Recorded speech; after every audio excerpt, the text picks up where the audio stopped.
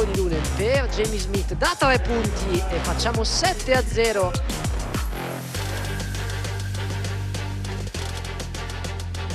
Sherry si prende la responsabilità, arresto e tiro da 3 punti.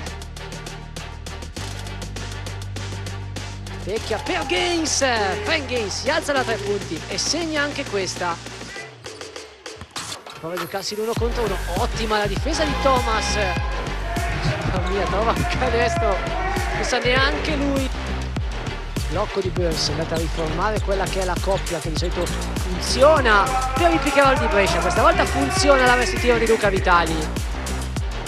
Portolani non se la sente di tirare, ma va dentro e trova la giocata della serata. 1 contro 1 in post basso con Vitali, fuori da Procida che si prende lo spazio per l'arresto e tiro.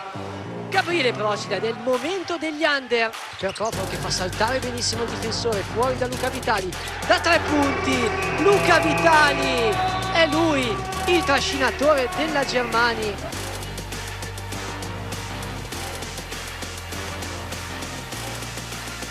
Smith da 3 punti scalda subito l'ambiente, va dentro da Pecchia che prova a giocarsi il post basso con Sherry, ha un vantaggio fisico, fuori da Marti. Lunen, tripla di Lunen e ora è +6. La vittoria per Cantù vorrebbe dire aria.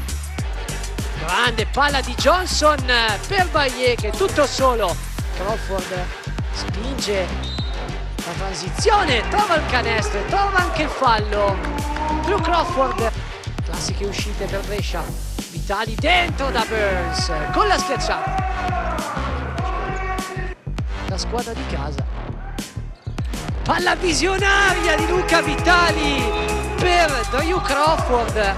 Lunen dentro da Radic, liberissimo Pecchia in angolo che non può esimersi dal prendere la tripla. Andrea Pecchia esce dai blocchi, riceve, poi va con la finta e va fino in fondo Andrea Pecchia. Sherry 1 contro 1 con Pecchia, va dentro, Pecchia lo stoppa, contropiede, Lunen per Gaines va a chiudere e +6 Cantù. Va dentro Jamie Smith, trova il contatto ma soprattutto trova il canestro del +10. Il canestro è buono, -5 ma 74-69 è il finale della gara del Palla Leonessa A2A.